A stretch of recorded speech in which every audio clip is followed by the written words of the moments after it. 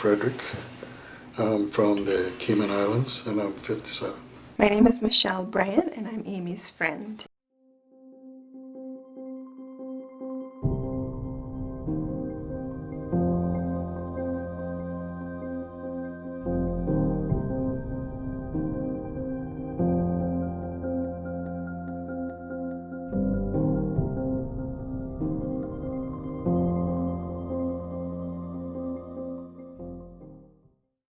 Consider myself to be Caymanian.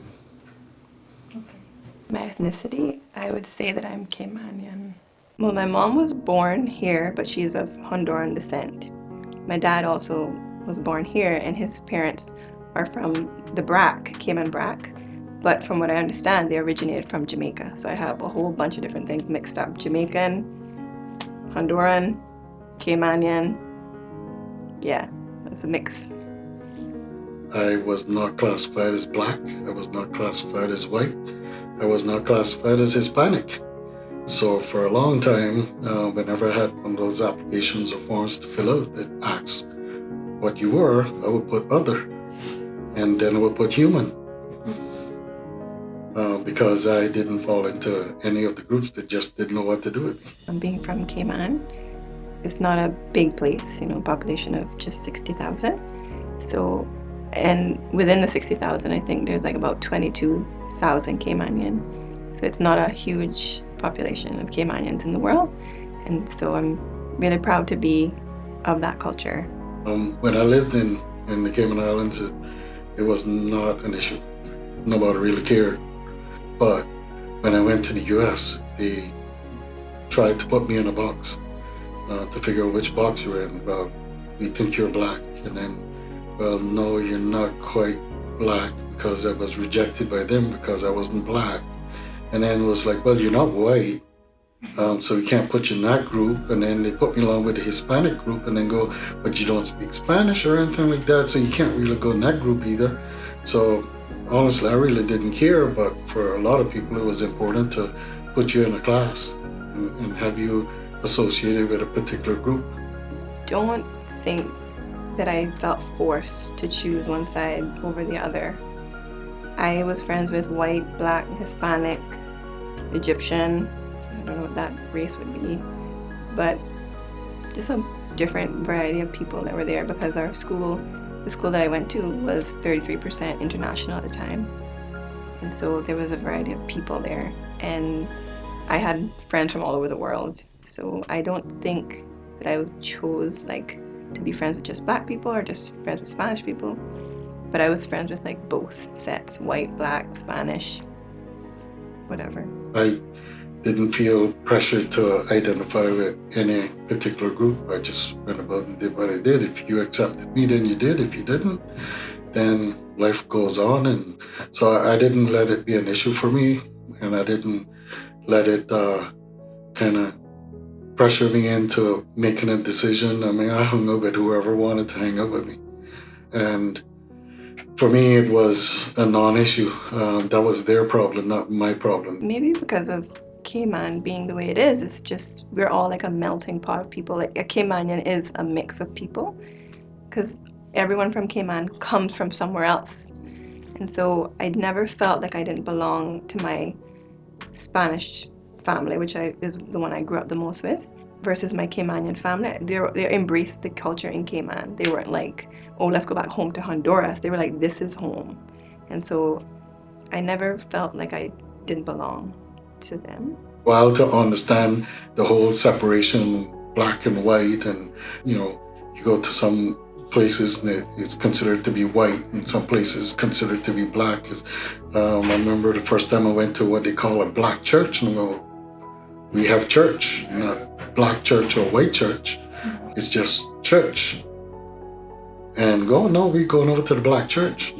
I went once and I was like, okay, so I don't know where you hang out here, but and I didn't see the necessity to separate yourself from other groups, just to be separate, to be different. I thought that just made the situation worse when you separated off in your separate groups and did your own thing. People were less tolerable, didn't really understand you because you're off with your own kind, doing your own thing, and nobody understood what you stood for, what you did. And when you did get together, then there was more uncomfortable feelings because neither group understood each other because of that separation. Sometimes I do feel that it's hard to be a part of one fully because, for example, my mom's side, Honduras, never been there. I don't necessarily look like them. I kind of grew up being the darkest skin. And it's so funny because in Cayman, people look at me as a light-skinned person, but in my mom's side of the family, I'm actually dark-skinned. So they called me like, oh, you know, she the black one. Versus my cousins who are lighter skin, had straighter hair. So sometimes I would say, oh, I saw my black side highlighted more in their culture. But then on my dad's side, they'd be like, oh, you know, she got nice wave of hair. I'm like, oh, this is nice over here. But on the other side, it's like not so nice. So it's like sometimes I did feel like not fully black or Hispanic. In their eyes, sometimes they look at me as a little different. But I still pretty much felt a part of my family because we're all like mixed in this generation. I have kids and they're even more mixed than I am. And I never pressured them to try to identify with a race or a particular group.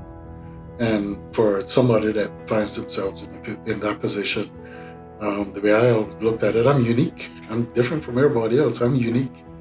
You know, you can say that you're this and you're that, but hey, you're a mixture of both, and that puts you in a different class than anybody else. So whether it's you're a mixture of black, Hispanic, or Hispanic white, or black and white, whatever the mixture is, I think we need to get another classification to cover the uniqueness of, you know, individuals in that position. But I know for some people they need to have that acceptance to be in one group or the other, but you just move on with your life and make the best of it. This is all I know, so it just felt like it was the right thing, I guess. I know a lot of like white people would say, oh, why would you do that to your child? Like make them grow up mixed and not knowing where to belong, you know? Like I've heard that said before from a pastor, a white pastor. And I was just like, maybe that's how he would see how I grew up, like mixed. And I was like, but it just felt like this is how we were made. Like God created different people that look different. If we all look the same, I would feel slighted because they're all kind of different breeds of dogs. And if we were all white, blonde hair, blue eye, that would be so boring. Like God did this, and so why is this wrong to have mix? No, I think mixing is part of how God intended it. Being in the U.S., and I've noticed it more recently, going over there, what I find is that the Hispanic group is more accepting. They'll look at me and go, oh, he's probably Hispanic. And then they'll start talking in Spanish. And I go, no, I don't speak Spanish. And then they get confused. Okay, he looks Hispanic. He could be Hispanic, but he doesn't speak Spanish. So what is he? And I know kids that are mixed race have seen issues with where do you fit in? You know, you go sometimes to the side of the family that's black and you don't really feel comfortable there. You don't fit in, especially if you're a person of light skin, you really don't fit in.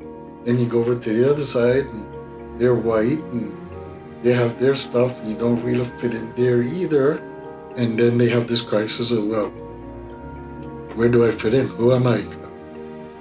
And like I said, you have your own category. And there's a lot of us around. So join the club. Have chosen a side, and that side is both. We're all on the same side, if that makes sense. We are Caymanian people, which is a mixed race people, and we're proud of that. We always say, you know, I am this and this and this all together, and that's a normal thing in Cayman. I know it's different in America, but I've only lived there for 2 years. And when I was there, it was all acceptance because they were all like Christian people loving on you, thankfully. They'll fill out forms when it asks that question, and I still fill it out with human. I don't identify with either one, and even more so after I got that DNA result to confirm how mixed up we all are. So if there's no option on the form that I have to fill out, I don't answer it. I don't pick in a particular group or identify with a particular group. I would say that living in America opened my eyes to a lot when it comes to race and ethnicity, because I came back a different person, for sure.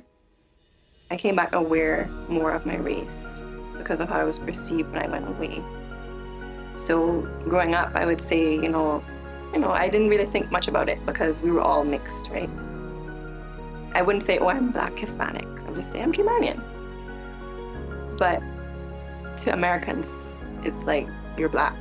If you have one drop of Black in you, you're a Black, fully Black.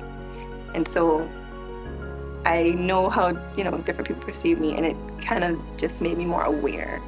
But I don't define myself based on being Black or mixed with Spanish. I do have a lot of the cultures, like I love the food on both sides, but I would define myself first and foremost as a Christian, and then the Caymanian being my nationality.